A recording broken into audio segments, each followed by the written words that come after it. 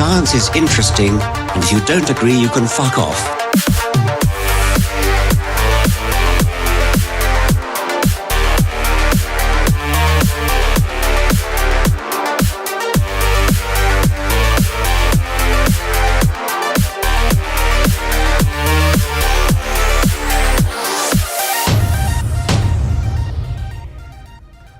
Alright, welcome to the Darwin Digest, episode 48. This week we are discussing the Near East and India as well, because India isn't really classified in any of like the sort of Eastern groupings. So I am joined, as per usual, by my co-hosts Lawrence Drake. Hello. And Kathy Princess. Hello. Guess we will jump right into it then. To start us off, Lawrence, do you want to tell us about India? Yeah, sure. Now, when it comes to diversity, you could probably say India is one of the most diverse places in the world, and that might seem a bit funny because maybe you just think Indians are Indians and they all kind of look the same, but there's a lot going on under the hood over there.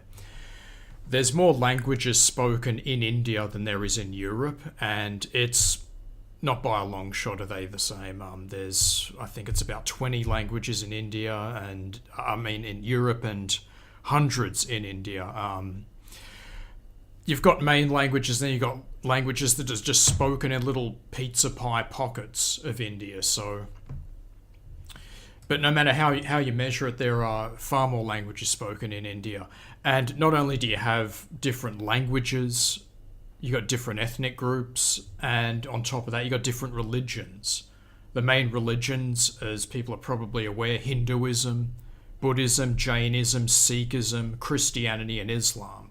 Now, they're just the main ones. There's also there's sects of each of those. And then there's sects of those sects. And then there's little cult things that are just kind of weird and are localized in some areas. And then you got like these weird cult leaders. You know how like the Beatles, and they went through their sort of drug psychedelic stage, and they were off in India in ashrams hanging around with these frauds and doing all sorts of weird shit. Well, India's the homeland for that. But in terms of ethnicity, I guess you could say there's a main divide between North and South. And the North is dominated by Indo-Aryans, who are about 72% of the Indian population. And they migrated into the subcontinent about 1800 BC. And that gave rise to the Vedic period, which is named after the religious texts known as the Vedas. And that's, the introduction of the caste system. You have the Brahmins as the priests and scholars, the Kshatriya warriors, the Vaishya farmers and merchants, and the Shudra labourers, and then the Dalits, who are the untouchables, and they do the unpleasant work like in butchering meat and dealing with human waste and the things that people don't particularly like doing. The dominant ethnic group in the north would be the Assamese, the Bengali, Gujarati, Hindi, Kashmiri, Konkani, Marathi, and Punjabi. And maybe some of those words look familiar, especially if you like Indian takeaway. The thing to remember is that the nation-state of India is really a modern development. It was formed by the British, and before that, modern India, the region, was dominated by these various empires associated with these ethnic dynasties. So people might be aware of the Maratha Confederacy from 1674 to 1818, and the Mughal Empire was a big one, 1526 to 1857.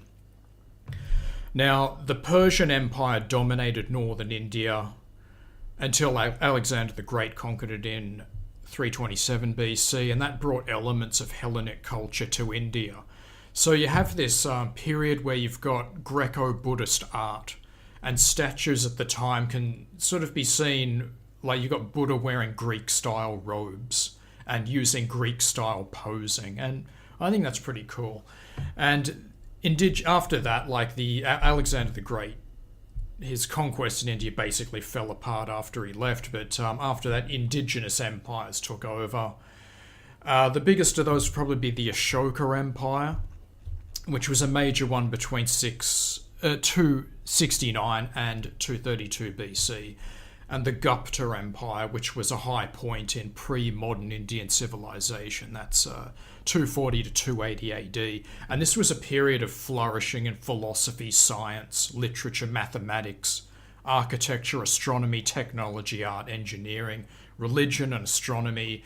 You know, a lot of the stuff we say about like Arabic numerals, Arabic mathematics, it actually has its origin in India, where you have stuff like the concept of zero, negative numbers, arithmetic, foundations of algebra, trigonometry, the early modern definitions of sine and cosine. They were big into mathematics. And you could say that when you think of the sort of pre-modern great civilizations, ancient Greece, China, Babylon, Mesopotamia, you would probably include India amongst them. Now, in 1712, Islam conquered northern India, and that was Muhammad bin Qasim, who established himself in the region now known as Pakistan. And of course, Pakistan is majority Muslim at the moment, so that's how Islam was introduced into India. And that was replaced by the Mughal Empire, which was culturally Persian, but ethnically Indian. And they eventually fell under the influence of European powers and eventually supplanted by Portuguese, French, and finally the British. And British rule continued up until India was granted independence in 1947. When you're talking southern India, that's mainly the Dravidians, and Kathy Princess did a section on them, so I won't go too much into them, but they're located in the south. Major ethnic divisions are the Kannadiga, Malayali, Tulu, Tamil, Telugu. They're about 25% of the population. Tamil, might have heard of the Tamil Tigers, invented the practice of suicide bombing, later picked up in Lebanon and Palestinian Authority. The PLO, the Dravidians were pushed out of the north by the Indo-Aryan Kuru kingdom. And so the dominant political entities would be the Cheras, Cholas, and Pandyas kingdoms. And so the dominant political entities stretching from the 3rd and 4th centuries BC. So that leaves another 3% of the population, and you know, you've got this huge mix of people. You've got like this pizza pie with little pockets of ethnic groups and languages and religions. You've got Mongoloid and other groups that migrated from Africa that would inhabit places like the Andaman Islands. We've talked about that before. Brachycephalic people living in hill tribes in South India. The Ostrics were probably the first people to inhabit the subcontinent, and they developed vegetable and rice cultivation and sugar production. They're mostly extinct now, but you have some areas where Ostric languages are still spoken, mainly central and eastern India.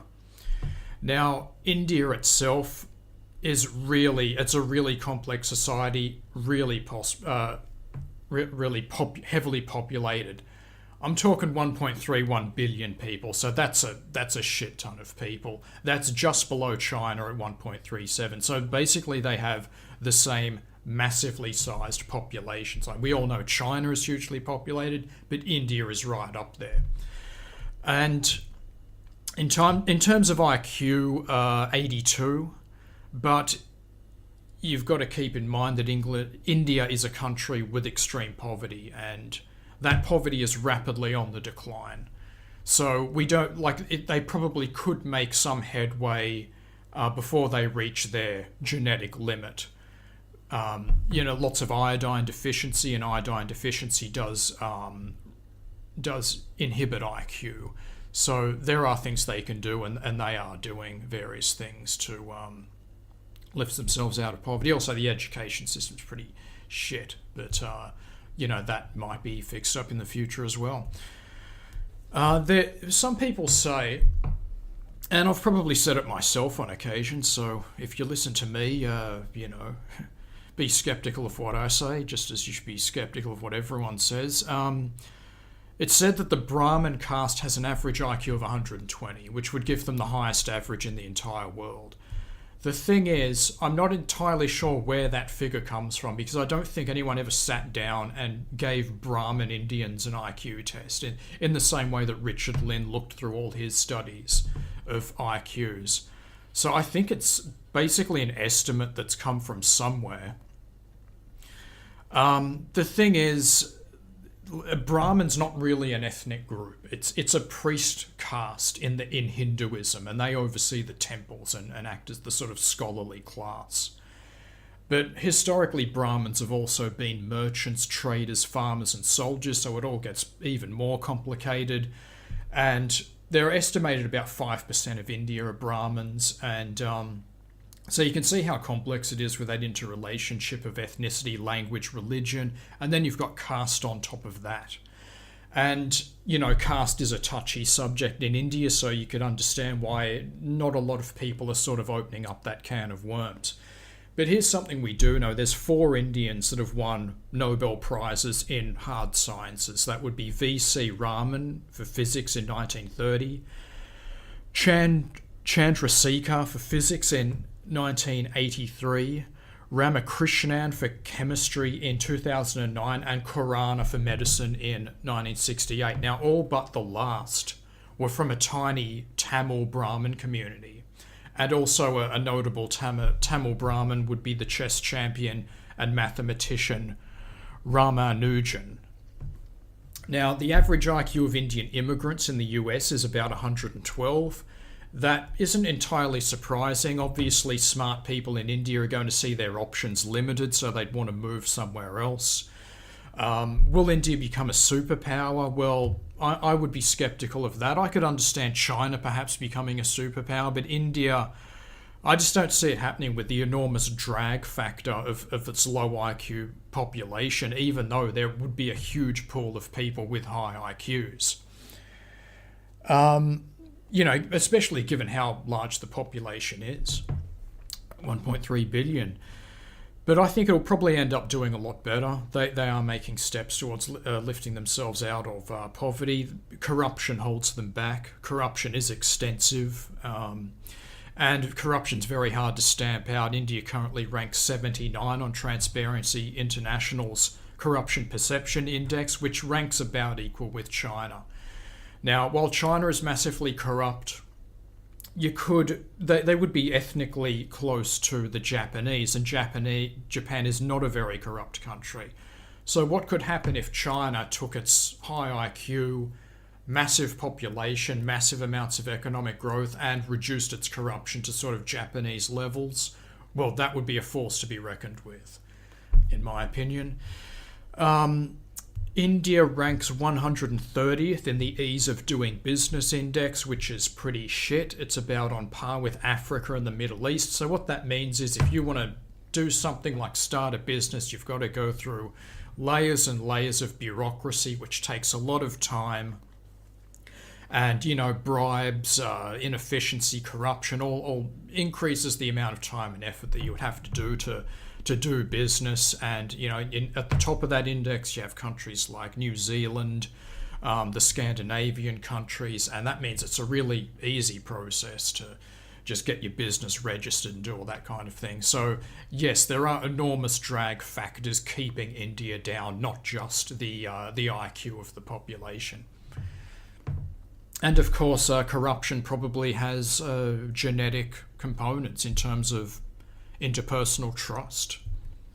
So, there are probably genetic hard limits on some of that stuff.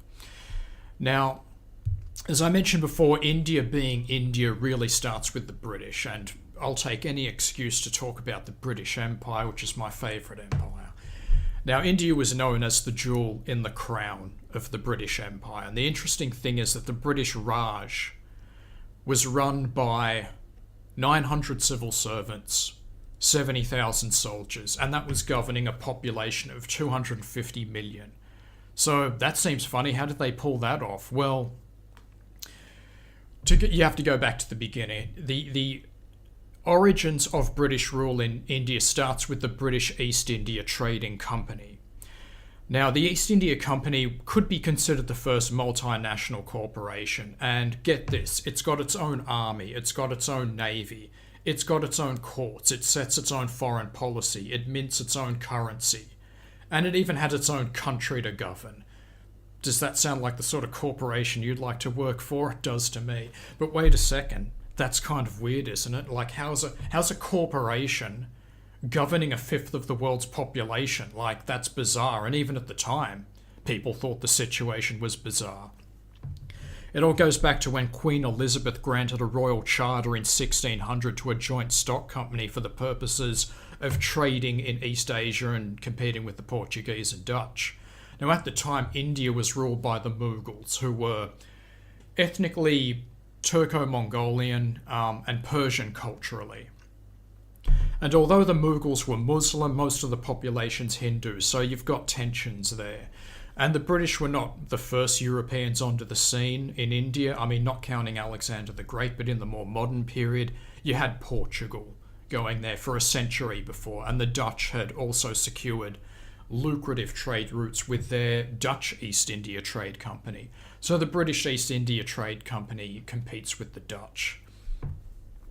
And at the beginning of the 18th century, the Mughal Empire started to decay, so you've got a power vacuum, which is filled with, well, a lot of things, anarchy and chaos, but also warlords, and you had the rise of, like, Hindu princes, and they made up political entities like the Maratha Confederacy in central India, the Jats in Rajasthan, and the Sikhs in the Punjab. In 1739, there was a Persian invasion, and even the Afghans are getting involved at this point, raiding and plundering, so really a chaotic time for India. And these princely states were allied with either the British or the French. The British and French are fighting each other in India, and princely states are allying with one or another of these powers. And that's, in part how the British were able to run the empire on such a shoestring with minimal footprint. Rule through the local elites. Like, the British set the economic, the trade, the military, and the foreign policy, the big stuff. They left the small stuff to local rulers that they considered trustworthy. But to start with, it was all a very strange time, because you had British fighting French, who were fighting the princes, who were fighting each other, and who were fighting the Allies, so it was all a real complex situation. Someone who people might have heard of as Robert Clive, later known as Clive of India. He was a clerk in the East India Company, and he moved up in the ranks. And he eventually led a force that captured Arcot in 1751 and held it while vastly outnumbered by a French allied Indian force. In 1756, the Nawab, who's sort of like a ruler of Bengal, and he was very anti-British, he was Muslim, he decided to attack Calcutta, which was a British stronghold. He took 146 British and Anglo-Indian prisoners, and he locked them in a cell with no food, no water, hardly any air, and this is India, so temperatures are soaring, and most of them died. Only 23 of them survived, and the Nawab, he held 3 of them and demanded a ransom from the East India Trading Company, and they were like, well, we'll show you what happens when you mess with us. They call in Clive of India to teach him a lesson. He retakes Calcutta on New Year's Day in 1757, and he marches in with 3,000 men. 1/3 of them were company troops, and 2/3 were sepoys. So that's local Indian auxiliaries. And they destroyed the Nawab's army of 50,000. So vastly outnumbered, kicked their ass. The Nawab was killed, and the British replaced him with someone that was more reliable. So from then on, the company are the kingmakers. But not everything goes to plan. One of the Nawabs of Bengal that they put in place actually ended up rebelling against the British, and he planned an attack on the company in 1764, and the British found out about this, so they counterattacked at the Battle of Buxar, and they won while vastly outnumbered 2-1 against a force that included European mercenaries and European weapons and artillery. So not a mean feat.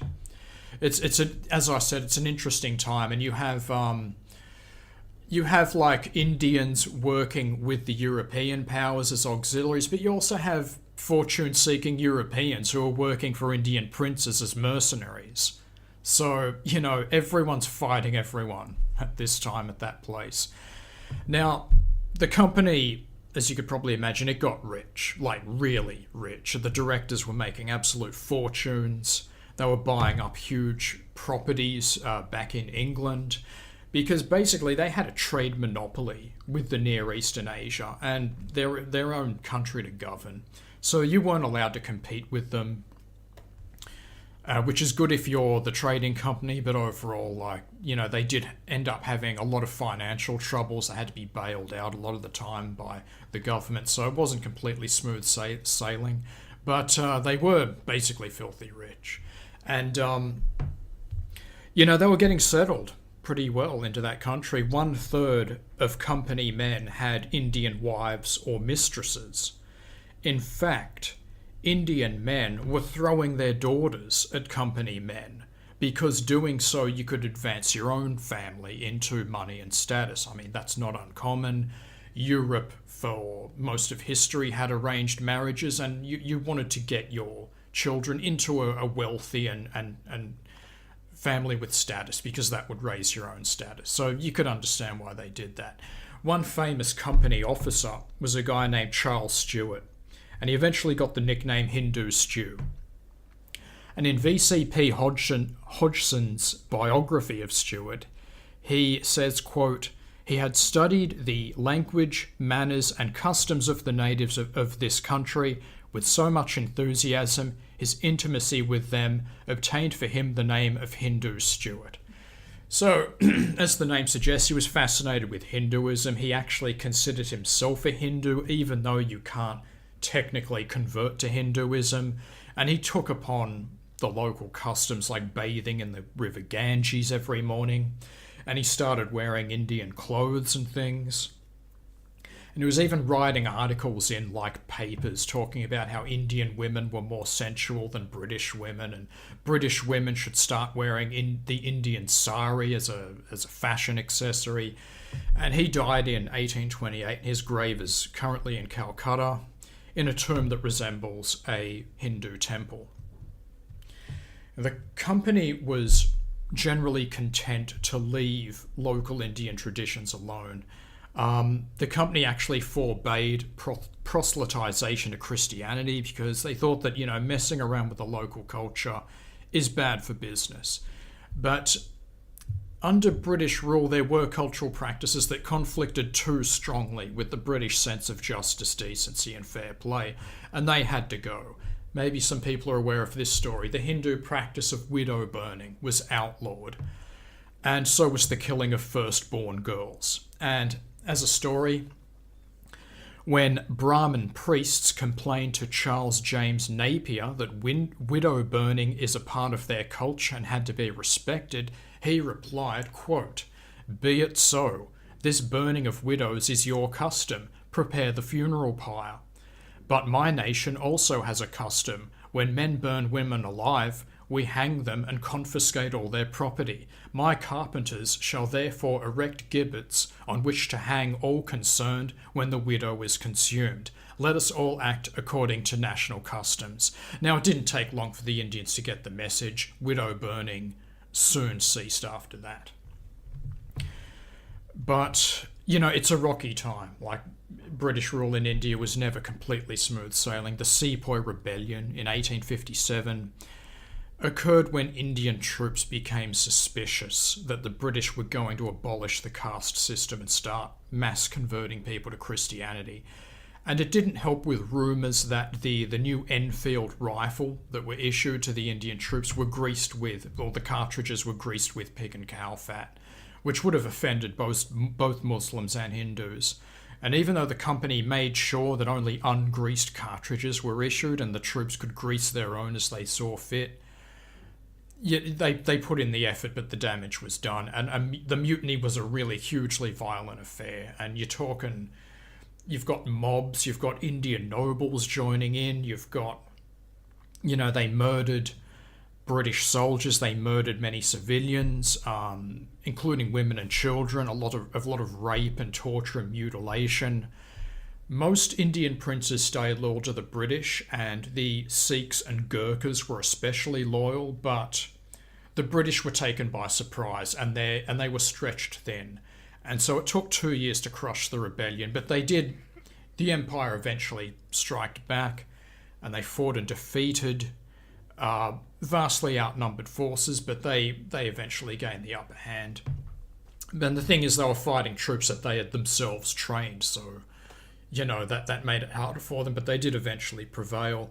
And they acted mostly with restraint, but because there were so many atrocities carried out on the British, sometimes those atrocities were paid back in kind.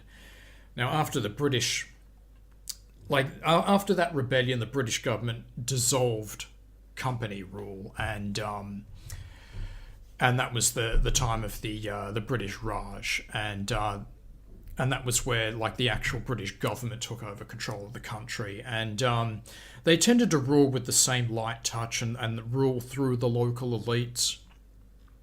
And this was a time where they did a lot of things for the country. They built universities, public schools, irrigation, canals, and you had the massive railway system. Now, for its day, that was a phenomenal feat of engineering and logistics. So you're talking thousands and thousands of tons of British steel being shipped over. And yeah, I mean, it's something to look into if you're into that sort of thing. Also, you had the introduction of things like the telephone system, vaccinations against smallpox. And they built hospitals and clinics. Well, that's just a short history of India that only touches upon a few interesting things. I mean, a complete history of India would take up volumes and volumes. But if anyone wants to offer their comments and questions, yeah, here's the time for it.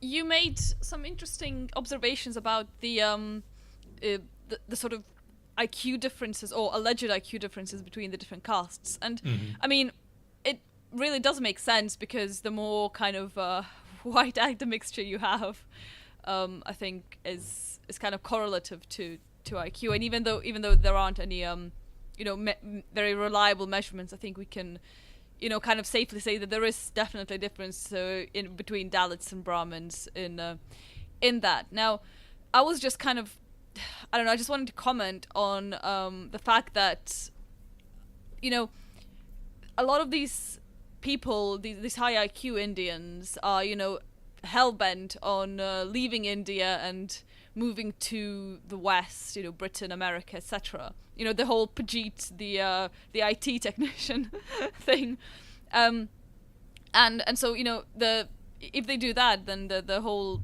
national intelligence of India kind of is going down. So it's a little bit problematic there, obviously. I think you're absolutely correct. The third world is undergoing a brain drain. They're all coming to the West. And I think that probably the earlier immigrants were the smarter ones, because we used to have much more stringent standards on who we let in. Australia, compared to a lot of the world, is actually pretty good. We have a point system. So we tend to not want the scummiest, dirtiest, lowliest people, but, it's still far too many for my liking. And unless they're a refugee. Yeah, and then you've got, on the contrast, Angela Merkel, who just says anyone who turns up gets free fucking gibs and shit for life. And that's just, yeah, I mean, we all know about that. It's fucking terrible. Now, yes, you said that the Brahmin caste has a higher IQ than other castes. Now, the thing is, if you're talking about a social caste, to me, and I could be wrong, it seems to be like saying graduates from Yale have higher IQs than people who don't. Like, of course they do, because people with high IQs graduate from Yale. So, or something like corporate CEOs have higher IQs than, the janitors. Like, it's sort of a an obvious thing. The people with the high IQs are the ruling caste, but there's no such like ethnic group as corporate CEO. There's no ethnic group Yale graduate. It's a caste, not really a ethnic group. But a caste can sort of become an ethnic group when you think about it. Like, if you have a group of people who, for whatever reason, have high IQs, and they do a lot of intermarriage, or they only intermarriage, and of course, Brahmins do only intermarriage. You're not allowed to marry the lower orders. Well, you're going to preserve IQ genes. You may have pressures that are eugenic and increase the IQ of that population. Think about people like, well, you've got Ashkenazi Jews in Europe as an example, but other examples in the Middle East, like think about how Christians in Lebanon tend to do better in business and socioeconomically. They tend to dominate government, academia, and all those kind of fields. Yet Christian is not an ethnic group. But if Christians intermarry, then maybe there are reasons why they're preserving more high IQs compared to the Muslims. Now, I don't think there's ever been a study on Christian IQ versus Muslim IQ in Lebanon, but in the Middle East, religions become sort of like ethnicities. They're definitely treated that way. I mean, ethnic conflict goes back as far as the hills, and in the Middle East, being a different religion is almost like a different ethnicity, and people will fight over that. Yeah, what were you going to say? I was just going to kind of point out that you are right in saying, obviously, that being a Brahmin isn't an ethnic group, but it can be a proxy for not only will they form an ethnic group by intermarriage, but I think there's a lot of evidence to say, and I might be wrong here, but I think that there is a lot of evidence to say that they are in many ways a different ethnic group, or several groups, depending on the part of India that we're talking about. From No, they are. Yeah, the other different lower castes. And just before you say so, the Lebanese Christians, I think you will find they have more Greek and sort of other European admixture than the Arab Muslim Lebanese. So I think that again is kind of a proxy for an ethnic group as well. Yeah. The origins. Sorry. No, you go ahead. The origins of the languages that the Brahmins speak, which if you actually look, are very different to the Dravidian groups, are actually they're Indo-Iranian, which is this is actually my topic. But essentially, around about like you said, about 2,000 years ago, there was a group. I'll go into detail at my part, but basically there was a group that migrated from the Eurasian steppes through Iran, and basically made their way into India, to the northern parts of India, and that group was what they interbred with the population who were there, and they brought a whole heap of different technology with them, like chariots and stuff like that, and bronze metallurgy, and essentially that particular like hybrid group you may not call like a separate ethnicity per se compared to certain other Indians, because they still have that sort of inbreeding part, but they have this significant and very large and very sudden gene flow, and then almost immediately after that the caste system was established. Basically because the caste system was established because these guys, took over the show and basically said, or in effect they said, we want to maintain our ethnic homogeneity and our dominion over these people, and caste system is a way to do that. And so what you have is not what you would call like a ethnicity per se, but it's like if you're talking like just in genetic terms, it's significantly different. There's a whole nother source of genetic matter that the rest of India doesn't possess. Yeah, I absolutely agree. You could sort of say that, like, you could break down ethnicity into sort of pseudo-ethnicities, and I mentioned some before. Like, what if I just got a bunch of people, in Australia that all had IQs above 120? We formed our own city somewhere. You had to have an IQ of at least 120 to get in. And we're all intermarrying and between ourselves, well, eventually you're going to have a bunch of people that are still going to have an IQ average of 120. It's going to be higher than the surrounding population, and it's not really a separate ethnic group, but I mean, it would be a separate ethnic group given thousands of years, but it's still it's like a pseudo ethnicity. Yeah, you kind of have to wait for like genetic drift and for any sort of gating events and all that, so you can actually start drifting apart properly. But yeah, like you said, if it's functionally these are separate groups. That's the important thing. Like maybe there might be taxonomically there might sort of be a little bit of like a maybe not call an ethnicity, but like it's just irrelevant. Like that, it's just at that point, if you get in an argument with someone about that, at that point you're literally just arguing over definitions. The worst type of argument. Yeah. And you look at the Middle East. You've got the Alawi in Syria, small minority. You've got in Iraq the up until Saddam was toppled, it was a Sunni government and had been for a long time. That was also a minority. And when the British ran these places, they would pick out these minorities to run, certain government chores and functions. And they would pick out these people that they considered more reliable. And often they were religious or ethnic minorities. Because, and like maybe the if the Sunni have been in charge for ages, maybe they're a bit less of a fuck up in terms of running things. Maybe they've got higher IQ.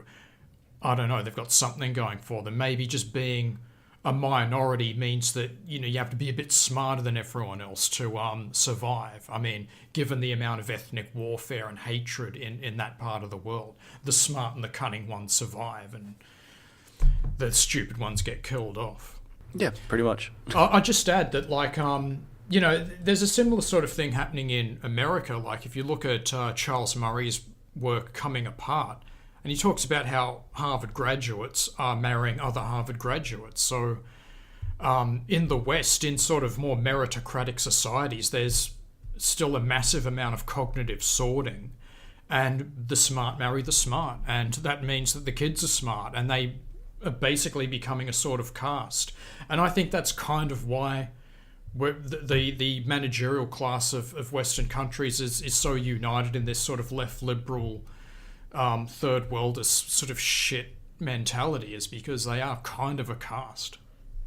Well, if you think about it, if you have a population that is allowed to sort itself naturally, basically like the highest tier people are going to look for the highest tier people, and the lower tier people can look for the highest tier that they can get.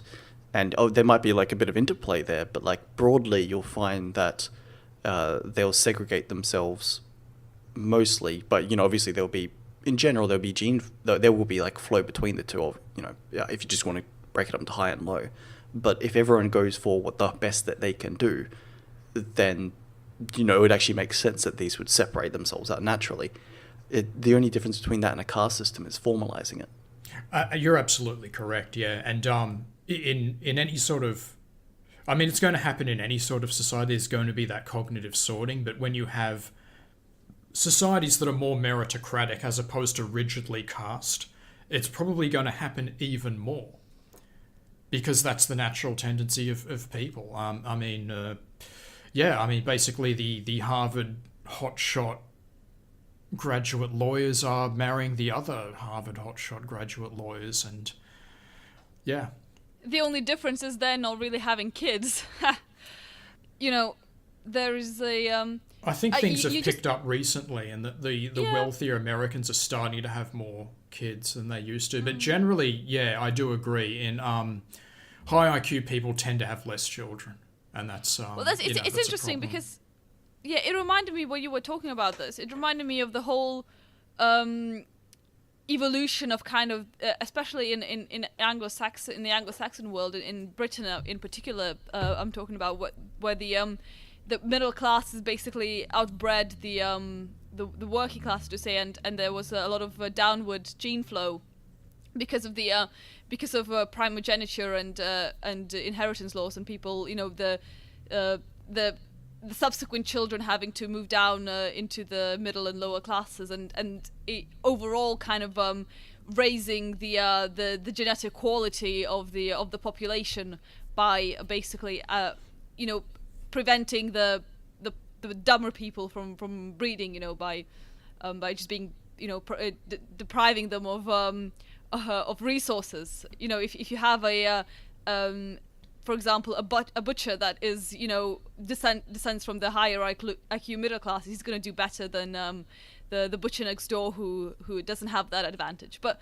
so this it's kind of reminded me of this situation, and the kind of reverse thing we have now, where we have this concentration of these really high IQ pseudo caste that are very there's a small minority, and whereas like you say they do pick up the breeding maybe, but that gene flow isn't really reaching the lower parts of society, who are then incentivized to breed via welfare, which kind of creates this Eloi versus Morlock type of system in the end.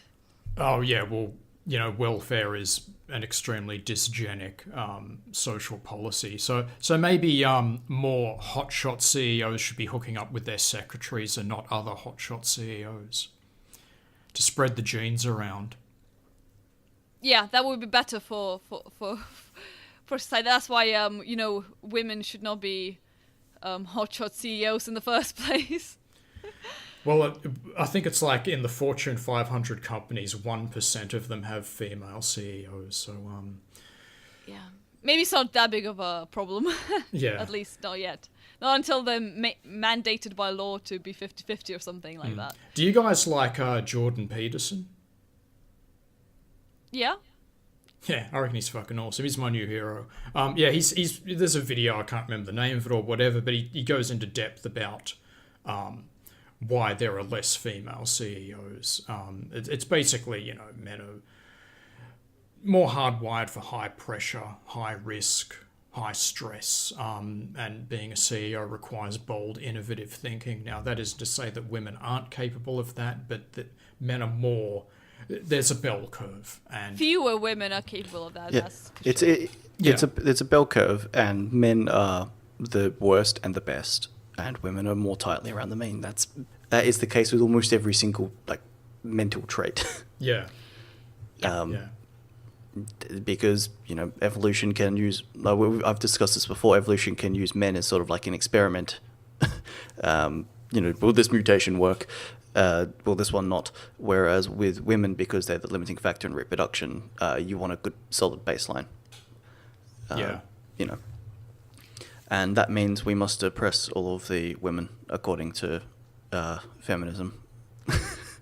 Well, yes, nature is not only racist, it is also very sexist. Yes.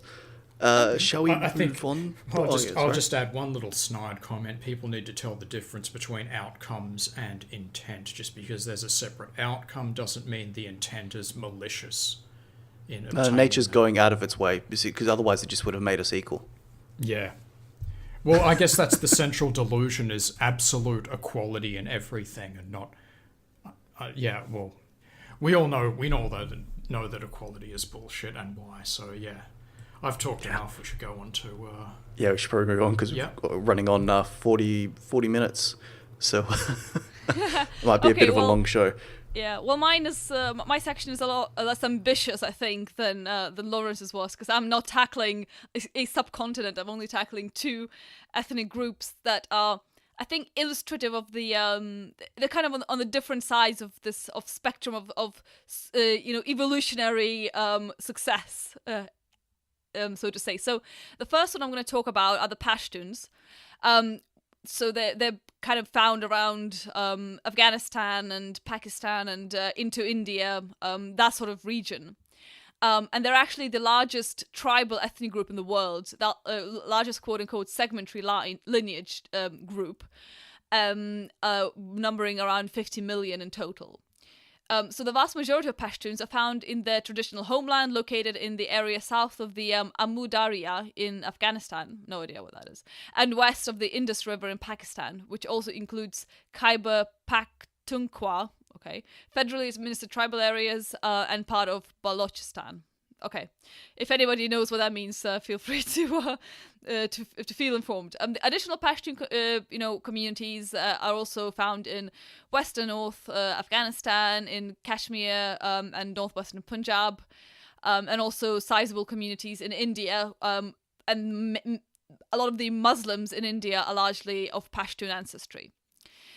Their origins are somewhat unclear. There's a lot of conflicting theories, both among historians and Pashtuns themselves. So one hypothesis is that the early precursors to some of the Pashtuns may have been old Iranian tribes that spread throughout the eastern Iranian plateau. So one historian, U. Gankovsky, says that the Pashtun probably began as a, quote, union of largely East Iranian tribes, which became the initial ethnic stratum of the Pashtun ethnogenesis. And this dates from the middle of the first millennium AD and is connected with the dissolution of the Ephthalites, the White Huns Confederacy. He proposes this Kushan Ephthalite origin for Pashtuns, but others draw different conclusions. For example, according to Abdul Hai Habibi, some Oriental scholars hold that the second largest Pashtun tribe, the Gilgis, are the descendants of a mixed race of Hephthalite and Pakhtas, who have been living in Afghanistan since the Vedic Aryan period. So basically, it seems that their origins are quite diverse in the actual sense of the word. So what do their genetics show? So the haplogroup R1a, the Y chromosome haplogroup, is found at around 51% among the Pashtun people, and the haplogroup Q M242 is found around 16.3% among the Pashtuns, and then there's mixes of the different ones making up the rest. So there's been quite a few studies into the origins of the Pashtun. I'm just going to quote one from 2012. So analysis have identified a significant affinity between Pashtun, Tajik, North Indian, and Western Indian populations, creating an Afghan Indian population structure that excludes the Hazaras, Uzbeks, and the South Indian Dravidian speakers. In addition, gene flow to Afghanistan from India, marked by Indian lineages, also seems to involve mostly Pashtuns and Tajiks. This genetic affinity and gene flow suggests interactions that could have existed since at least the establishment of the region's first civilizations at the Indus Valley and the Bactria-Margiana archaeological complex. So, these people are basically what can be called indigenous to the region in many ways. They're an extremely successful, I think, example of a tribal community that's spread across a large region, has a lot of different tribes, and has spread their genes far and wide in that part of the world. There are also the people from which the Bachabazi tradition originates. So if people don't know, that's the tradition of dressing boys up as women and then raping them, which is lovely. It's one of the claims to fame that Afghanistan has, and that's almost exclusively a Pashtun tradition. So I thought that I'd put that in there for some interest. So there's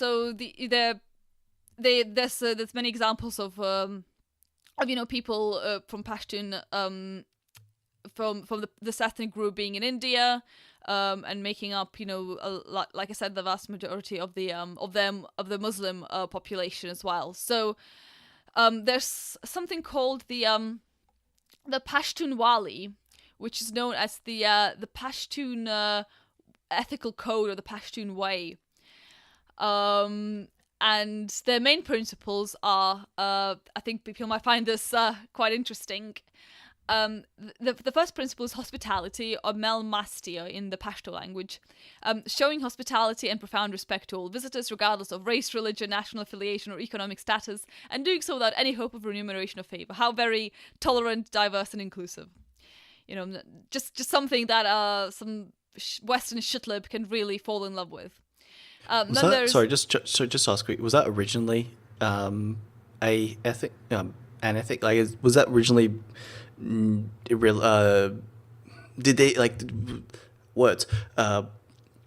When that was originally put down, did that actually specifically include regardless of ethnicity? No, or? I don't think so. Okay. I think that is an invention of the Western translation of these principles. I'm sure that there are many different parts of the world and many different different tribes in all sorts of regions have this idea of guest right and hospitality. I mean, this is it's very prevalent in the West as well, but it was within reason and within kind of your own milieu, so to say. It wasn't a universal value such as the Western what's the word I'm looking for? This is the Western Protestant mind imagines it to be. Well, the the Western guest right, or the Norse guest right, in Hovermal. Listen to Kulturkamp's episode on it. I'm there. But if you that is used so many times, because this is what made me think of it. Like, this is used so many times by shitlib pagans to basically say, oh, that means we have to be inviting of all guests. But if you actually read it, it tells a very different story. It's, you should be polite to guests and, give them food. But as a guest, you should not outstay your welcome. Yes. That's the central message of it all. And they for some reason forget that second part. Yes, that's very inconvenient indeed. So you shouldn't ask for a bunch of free gibs for the rest of your natural life. Free gifts for you and, your descendants into eternity. Yeah, it's guest right. Anyway, sorry. Yeah, so the second one is forgiveness or asylum, or nana watai. So this is derived from the verb meaning to go in and refers to the protection given to a person against his enemies. People are to be protected at all costs. Even those running from the law must be given refuge until the situation is clarified. It's kind of maybe a parallel to the Western idea of seeking sanctuary in, for example, a cathedral. I think it can also be used by the vanquished party in a dispute. Is prepared to go into the house of the victors and ask for forgiveness. This is a peculiar form of chivalrous surrender in which an enemy seeks sanctuary at the house of their foe. So that's actually an example here of a Navy petty officer, Marcus Luttrell, the sole survivor of a US Navy SEAL team ambushed by Taliban fighters. Wounded, he evaded the enemy and was aided by members of the Sabray tribe who took him to their village. The tribal chief protected him, fending off attacking tribes until word was sent to nearby US forces. Again, this is not a universal value. This, I'm sure, is only in many cases either applies to an enemy that the tribe considers honorable, or to their own people in the broad sense of the term, unlike what the shitlib would have you think. The other one is justice and revenge, niyav av badal. So that's to seek justice or take revenge against the wrongdoer. So that's basically the blood vengeance, blood feuds, that sort of thing. Just a typical kind of tribal trait that was kind of bred out of Europe, but is still very very prevalent in many parts of the world. There's bravery or tura, that's loyalty, sabat. Pashtuns owe loyalty to their family, friends, and tribe members. Obviously not to anybody, not to outsiders or the other, and that seems to be viewed as a good thing in this article. There is righteousness. Pashtun must strive for good in thought, word, and deed, except when it comes to little boys, I guess. Faith or grow, which is a wider notion of trust and faith in God. This obviously probably is pre-Islamic, but it's currently applied to Islam. There's respect, pride, and courage. Pat Wiwar Up Mirana. They must demonstrate courage. Their pride has a great importance in Pashtun society, must be preserved, under pain of death, I guess. And there's the protection of women, fair enough. Honor and the country. So a Pashtun is obliged to protect the land. So yeah, it's all pretty self-explanatory, all pretty typical of all the different tribes. And unlike what it's presented as here, it's all very ethnocentric and focused inward-looking. So that's the Pashtuns. Do you guys have any questions before I move on to the other tribe? Well, just a comment, the Taliban are Pashtuns and operate in the Pashtun areas, and the Pashtuns have always had a bit of a reputation as being, the crazy ones. They do a lot of infight, they fight each other almost as much as they fight everyone else, but for the position of the West, the Taliban look like a bunch of crazy people, but for people in Afghanistan, it's just another Pashtun thing. That's those Taliban, Pashtuns at their thing again. That's the way they see it. Is it the Taliban was the one that... I'm pretty sure it was the Taliban that actually outlawed Bakabazi as well.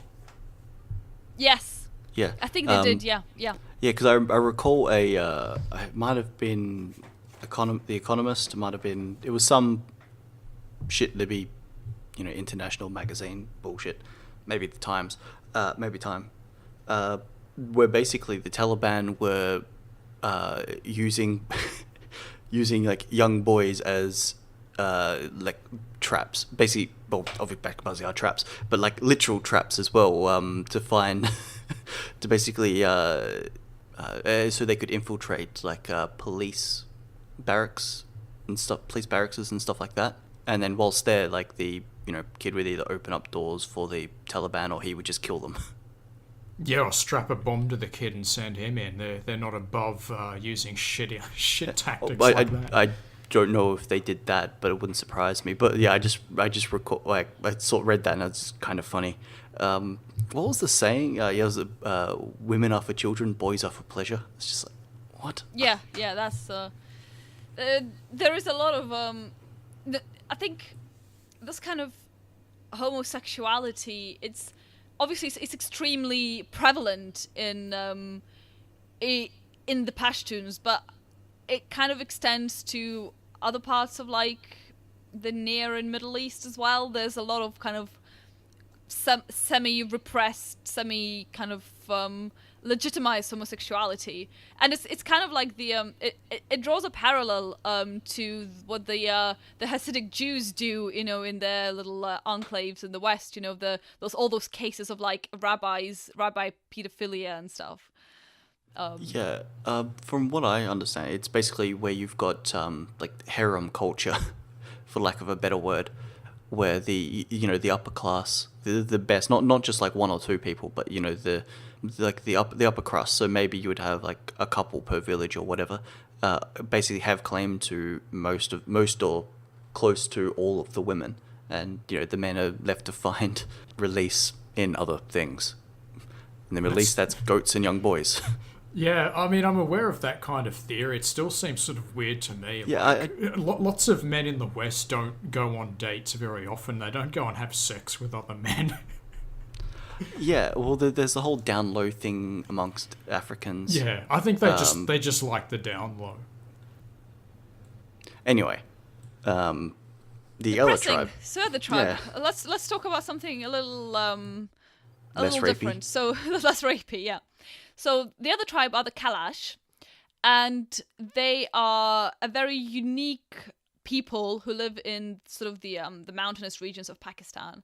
They are one of the last pagan groups in that region, and they practice an ancient form of Hinduism. And if you Google pictures of the Kalash, a lot of them look quite white, indeed. They claim to be.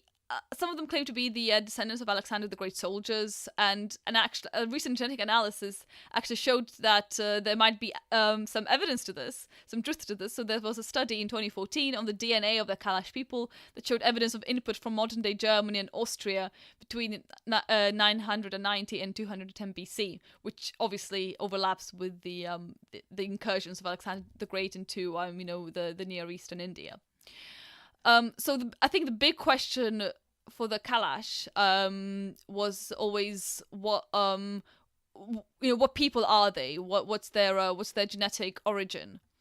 And they look relatively more European than the people around them, and they seem to have they have a very high. They have a very strong dislike of Islam, and anybody who converts in the tribe is banished. From that, anybody he cannot live among the pagans anymore. So the genetic analysis of Y chromosome DNA by a group in 2007 found a very diverse high diverse frequencies of L3A, H1, R1A, G, J2, and other R groups and other L groups. So it seems to be there's a lot of men pass through that region from different parts, but there's definitely some more European groups in there as well. A genetic analysis of mitochondrial DNA in 2004 stated that the Western Eurasian presence in the Kalash population reaches a frequency of 100%, with the most prevalent mitochondrial DNA haplogroups being U4, R0, U2E, and J2.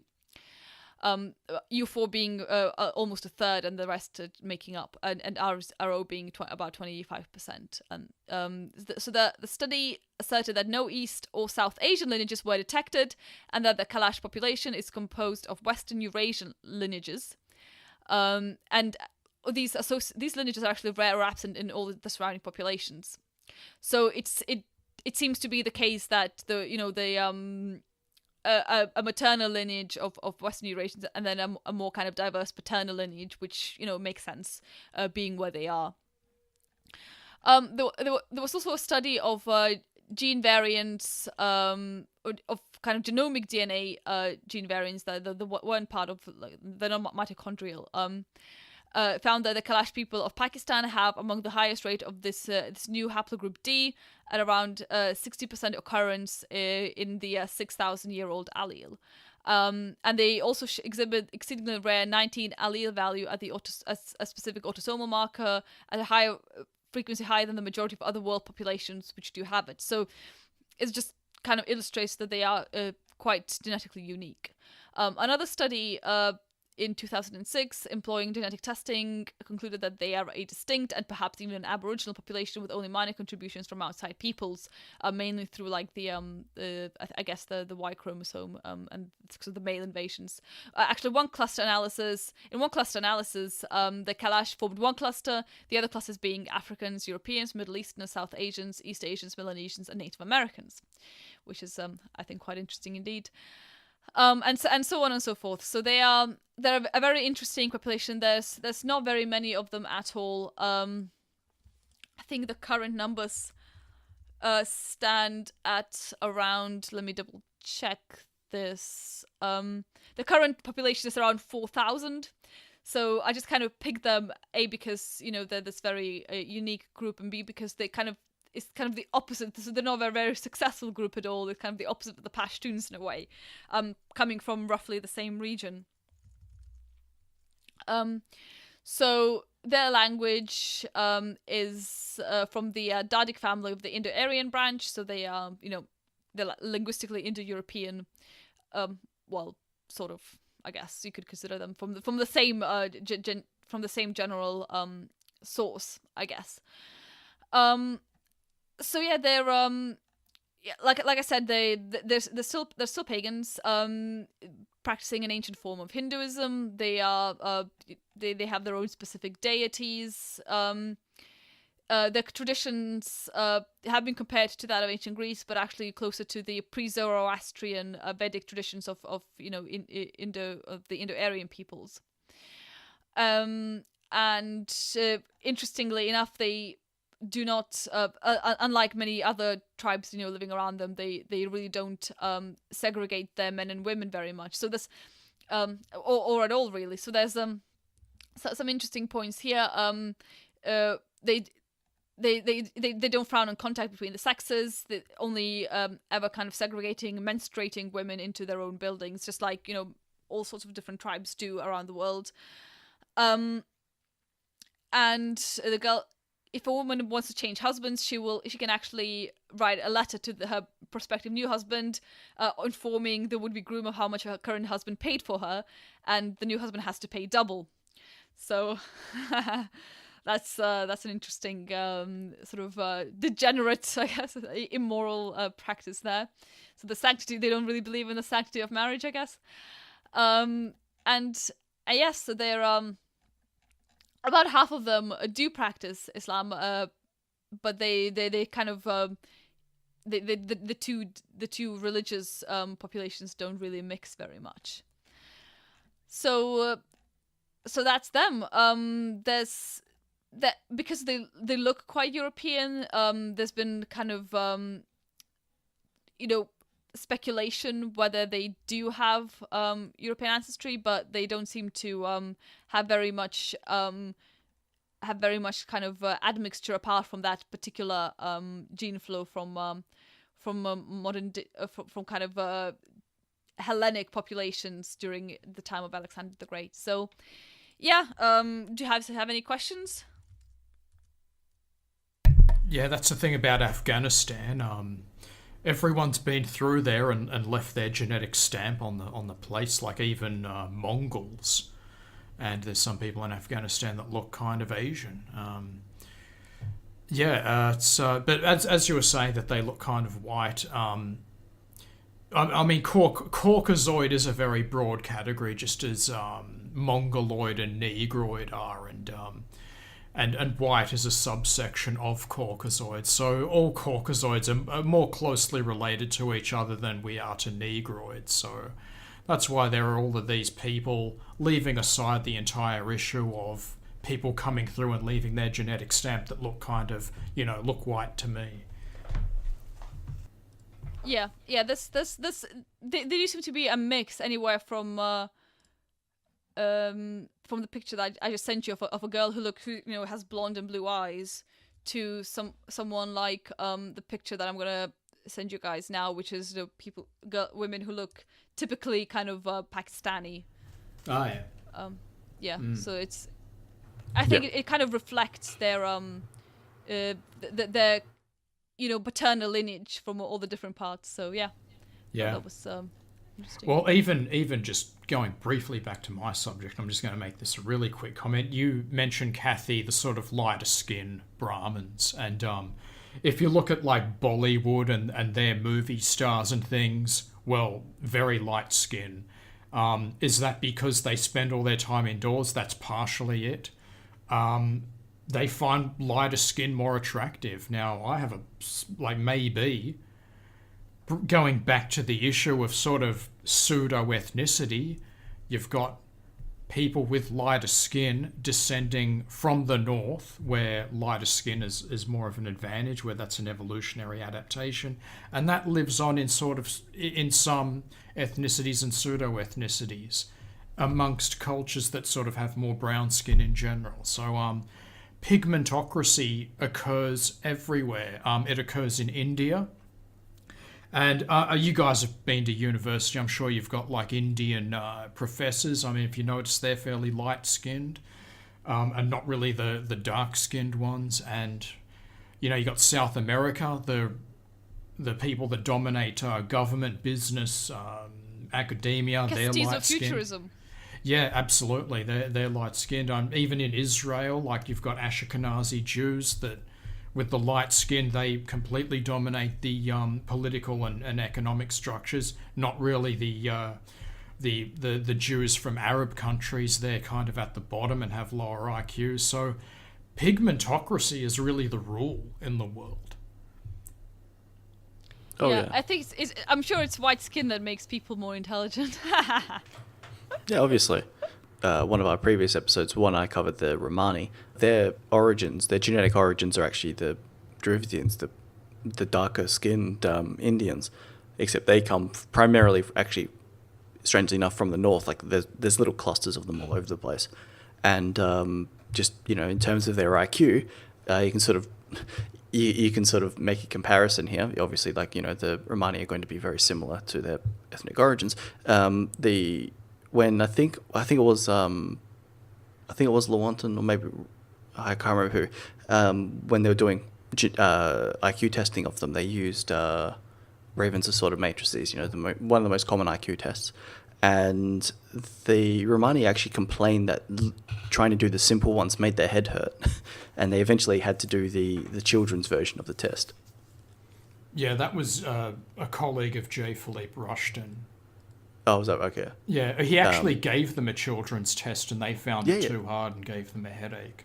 And it was like a really easy test. I mean, you could do it without even looking at it, but it was too much for them. The Romani, they got some serious borderline mental retardation level IQs. I mean, I don't even know how they could tie their shoes. Well, they do have problems with inbreeding, but the stock that they come from, you can still draw some. You can still draw some conclusions there. Anyway, I just thought I'd mention that. It's just funny that there are people in the world with IQs in the 60s and even high 50s. Oh, my favourite thing is that sort of thing where you've got, they've done some rough IQ tests on some types of jaybirds. One of them in particular is really interesting, but you can't really draw a direct line between, like, okay, if this bird has this IQ, if the bird has this IQ and a human has this number IQ, you can't really compare them that well. You can get a general idea, but you can't really do like a definitive thing. But it is really funny to note that that there is at least one type of bird that has an estimated IQ of around about 75 to 80. And then you've got people running around with, high 50s IQ, and it's like, You ever get like little libtards say that IQ is just a meaningless number and doesn't mean anything, and then you say to them, all the time.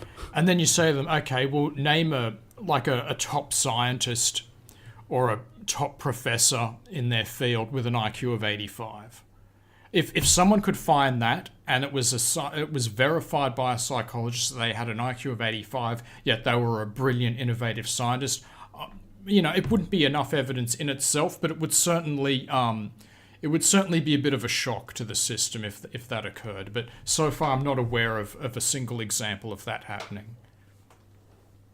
Yeah, the common answer to that is just because all it selects for is a white European understanding of like maths and things like that. It's like, that's not how IQ tests work. Yeah, they'll say that those professors came from middle class backgrounds where their parents read to them and they had proper nutrition and that gave them the IQ of 120 or whatever. Unfair advantage. Yeah. Yeah. Yeah. I remember that the ABC ran a thing a couple of years back where it's reading to your children. Reading to your children actually does have actually have substantial benefits, especially like very, very young. Yeah. Anyway, but there was an ABC article that was basically Australian Broadcasting Company, by the way. Are you being racist by reading to your children? Because it's only generally white people who do that, and there is a known boost because of it. Therefore, it's allowing white parents to give their children an unfair advantage in schooling. And that's why the ABC needs to be privatised and put on eBay, or just simply scrapped. The Australian Broadcasting Communists is what they should be called. They just need to be burnt to the ground. As a prank. As a prank, yeah, completely accidentally. An accidental prank. Obviously, have everyone outside. They're all gone home for Christmas or whatever, Ramadan probably, and the thing just happens to burn to the ground. It's like, oh, it's so sad. We lost years of communist propaganda. What shall we do? Anyway, we should probably come back to the actual topic, even though that was mostly my fault. Kathy, did you want to wrap your bit up, or shall we just move on? I mean, that's about it. I think it's just a good example of, two very different tribes in the same part of the world that have very different outcomes indeed. And we can speculate as to why that is the case, but I think we can just move on now, I guess, if you like. Alrighty. Well, I am covering Iran. And, if I was to cover the people of modern-day Iran, I'd basically be just doing an examination of Arabs and I'm not going to do that. Instead, I'm going to be focusing, instead of just focusing on, one population group, I'm actually just going to give like a brief history over the region, the population over the region, how it's changed through time.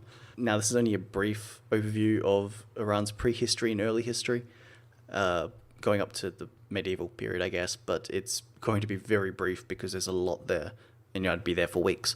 But there are some really interesting, there's just some really interesting ideas you can pull out of this, which I find kind of cool.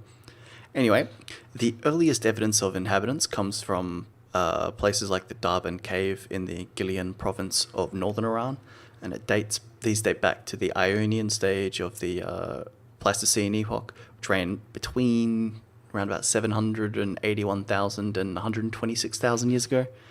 Now this places them obviously quite solidly during the time that archaic humans are running around, so before Homo sapiens. Neanderthals were also present during this time and were primarily located in the north and northwest.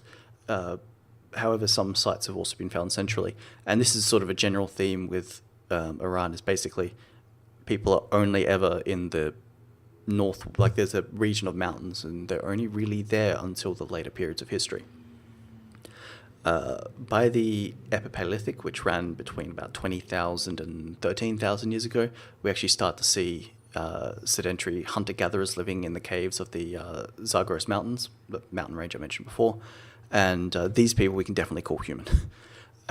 There's a big boom at this point in time in the variety of plants and animals consumed, sort of indicating that they had actually, sort of set roots and were beginning to understand their environment, so they actually know they can use these things and not these things, that sort of stuff. Around about 10,000 years ago, these people began to undergo their Neolithic revolution. Moving from hunter-gatherers essentially to what would eventually become cities. At this time, we see the first signs of domestication of animals, sheep and goats, that began to take place for this group. We also see evidence of more complex housing structures, like sort of small grain silos, houses that aren't just one room, that sort of thing. Also different buildings for different purposes. And we see tools for harvesting and processing of cereal grains. Not necessarily of farming, but of actually, gathering them in the wild and processing them into not bread, but something maybe analogous. They had an aceramic period, which basically no pottery, which lasted for around about 2,800 years. And the earliest signs of pottery, obviously coming after that, some of their oldest pottery was excavated from the Choga-Mish settlement and the city of Susa, which dates around both of those finds date around about 7,000 years ago, and that's what ends the aceramic period, is those discoveries. So the city of Susa was one of the bigger cities of that particular period. I think it may actually have been the biggest. By around about 5,000 years ago, we start to see evidence of early copper technologies, mining and refining, followed very closely by more complex industry. New technology allows to be used in all these different ways, sort of, build up. And then they eventually developed bronze smelting. During this time, we see the emergence of Elam, which is the pre-civilization of the region, at the time at least. We also see the beginnings of writing in the region, called Elamite cuneiform. The Elamite kingdom continued its existence until the emergence of the Median and Achaemenid empires between around about 3,400 BC to about 2000 BC. Northwestern Iran was a part of what's called the Kura-Araxes culture, and that stretched into the neighboring regions of the Caucasus and Anatolia. And around about the start of the second millennium BC, the Assyrians began to settling in large groups throughout Western Iran, and they incorporated that region into their territories. During that same second millennium, I think about halfway through, the Proto-Iranian tribes arrived from the Eurasian steppes, rivaling the native settlers of the country. As these tribes dispersed into the wider area of Greater Iran and beyond, the boundaries of modern-day Iran were dominated by the Persians, Median, and Parthian tribes. These Proto-Iranian tribes were basically the migrating Sintashta culture. They brought with them chariots, new metallurgical techniques, and the Indo-Iranian language branch of Indo-European. And, obviously you can gather these people were actually quite closely related to us. But who were these people? The Sintashta were people of northern Eurasian steppe. They were right on the border between Central Asia and Eastern Europe. Their civilization was characterized by an intense focus on copper mining and bronze metallurgy, as well as their, we believe, what was quite a warlike nature, owing due to their heavy migration, their use of chariots, and the extensive fortification of their settlements. Incidentally, they're actually considered one of the best candidates, if not the best candidate, for the original developers of the chariot, because they've just got so many of them, and they've got the earliest dated chariots. Their culture dates to around 4,100 to 3,800 years ago, so obviously 2,100 BC to 1,800 BC in their primary region, like the region where they originally came from.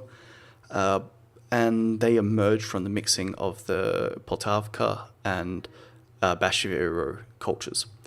Genetic study, Elian Toft et al. Found that there's actually a close genetic relationship between corded ware culture, which is, just think early European, and Sintashta culture that was strong enough to suggest that the Sintashta culture may actually have been derived from an eastern migration from Europe, likely somewhere like where modern-day Germany, Austria, maybe like Czechoslovakia, sort of, or Czech Republic, but like somewhere around there, Central Europe. From the late 10th to 7th centuries BC, the Iranian peoples, the Proto-Iranians, have properly migrated, and they haven't conquered the culture. They actually more inbred and just sort of they mixed with the people. So you've got this combination of peoples who were originally their genetic stock is primarily the original inhabitants, but there's a significant amount of this Indo-Iranian admixture. So from the late 10th to the 7th centuries BC, these people, the Iranian people, together with the pre-Iranian kingdoms, fell under the dominion of the Assyrian Empire, based in northern Mesopotamia. Under King Cyaxares, pronunciation wrong probably, the Medes and Persians entered into alliance with Nabopolassar of Babylon, as well as the Scythians and the Cimmerians. Together, they attacked the Assyrian Empire. Civil war ravaged the Assyrian Empire between 616 BC and 605 BC, freeing the respective peoples from 3 centuries of Assyrian rule. The unification of the Median tribes under a single ruler in 728 BC led to the foundation of the Median Empire, which by 612 BC controlled the whole of Iran and the eastern Anatolia. Over the next 1,500 years, Iran would be home to many empires, quite a few of whom, most of whom, would be considered the rival, or even the primary rival at times, to various European civilizations, primarily the Greeks and the Romans, and then later the Byzantinians. The first of these were the Achaemenid Empire, who was conquered by Alexander the Great. After the death of Alexander, the Hellenistic Seleucid Empire took control of Iran, actually causing a second significant gene flow from Europe of Greeks. In the 2nd century BC, the Parthian Empire rose to ascendancy in Iran, and they eventually went to war with Romans in the Roman-Carthaginian War. They were eventually succeeded by the Sassanid Empire, and they continued that rivalry against the Romans, except this time, it was the Byzantinians after the Roman Empire had split up. And this conflict continued this conflict between the Sassanid and the Byzantinians continued into about the 7th century AD, when the Arab invasion of Iran began and the conversion of a very solidly, at this point, Indo-European people into Arab began. Did you guys have any thoughts or comments? Well, historically speaking, the Iranians tend to slap around their Arab neighbours whenever they end up getting into a fight, which is, well, all the time, really. And you could say that the politics of the region is kind of Iran as the spiritual head of Shia Islam, and Saudi Arabia is the spiritual head of Sunni Islam, and they're kind of the main power brokers of that region. And yeah, it's a huge mess there because of that. But that's only since the Arabization of Iran. That was kind of the point. Yeah. Well, Iran did become heavily Arabized, and you could consider the Iranian Revolution a very sort of Arab in mentality phenomena, because before that it was actually quite a it was under the Shah, it was actually getting a lot better. It was it was getting much more modern, and it didn't have all of these strictures on women, and they were wearing mini skirts and stuff, and it wouldn't have looked that different to like a European country. But all of that just took a complete 180 when the religious loonies took it over. Well, that's the interesting thing about the region is when I say I always said the process of becoming Arab began. It still hasn't finished. There have been throughout since that original invasion and conquest in the 7th century. There has been continuous, basically resurgence of that Indo-Iranian culture and peoples, and at the moment, they're on a down, and less than 100 years ago, they were actually on the ascendancy, and it'll probably change a few more times. But at this point in time, it's just kind of you could call quite a few Iranians our cousins, the cousins of Europeans, but they're the problem. It's almost like an inverse of Syria, where you've got the ruling elite is the one with the European connection, whereas it's not really the case in Iran. It's just kind of interesting. Yeah, absolutely. So what I found really interesting whilst researching this was the constant gene and culture flow between Iran and Europe throughout most of that entire time. Even when they were at war with a particular culture, there was other there was other sources of trade and all of that sort of stuff. I knew obviously knew that they were similar, especially linguistically, and they had a lot of shared baggage with Europe. But it was a lot more than I was expecting. Just also the gene flow in from Greece. It's kind of it's interesting. They'd never be European, but they would be very close, and they'd probably be the closest. Quite possibly. I don't know if there's any good studies showing it. There are studies showing the European heritage and all that, but I don't know any good studies showing the proportions of them over the entire Iranian population of genetic similarities. But yeah, it just feels I guess they would be kind of the closest to us, even though that they've always sort of, I guess that's kind of why they were the ones able to be our rivals. Well, yeah, it was no easy feat fighting off the Persian invasion for the Greeks.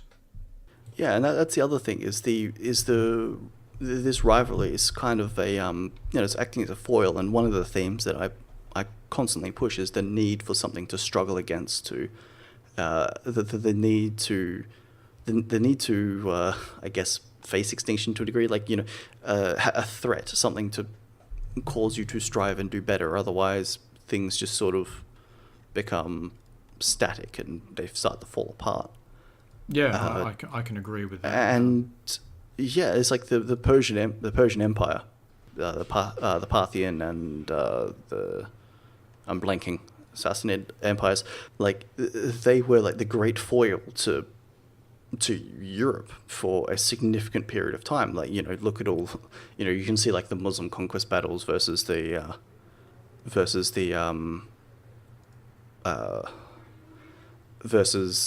Crusades for like a later, for that on a later time frame. But even before then, this sort of this region was like constantly the one that we're at war with. The Carthaginians had their thing, the British with the Romans had their thing, so the Germanics, but they were mostly conquered. Whereas like this sort of group was just always there, just always providing something to bounce your people off and become better, which I just find really interesting. Yeah. Anyway, if you guys don't have anything more, I think we could probably wrap up, unless you've got more comments to make. Oh, No, well, I'm yeah. good. I'm just going to say that, yeah, like the sort of whole Persian empires are a fascinating aspect of history. Like Alexander the Great was a big admirer of the Achaemenid dynasty. And, and that brought, his conquest brought Hellenic influences to the region, and also brought some of them back. Yeah, well, like that Persian Empire before it became Arabized, was a huge cultural influence on Greece and on Rome. When they went at war, there was fairly open trade. Yeah, there was actually a Greek general, I can't remember his name. He ended up like quitting Greece and going over to the Persian side and dressing in Persian clothes, and so that sort of thing happened. These are kind of the cousins to Europeans, which I find. I just find it sad what's kind of happened to them now. They're on the verge of extinction. The Iranians. The Indo-Europeans generally. Like, just look at what they're facing, like with Africa and the Middle East and Arabs coming in, just taking their lands and basically breeding them out. Yeah, yeah. Anyway, I guess this is a good point to wrap up on. Yeah, I'm looking at 1.5 hours, so that's a good idea. Yep. All right then. This has been the Darwin Digest, episode 48, where we have been discussing the Near East and India. Join us next week when we cover the Semites. Dun dun dun. Something like that. Semites. Yes, Oy it should be. It should be interesting. Anyway, have a good one. So, yeah.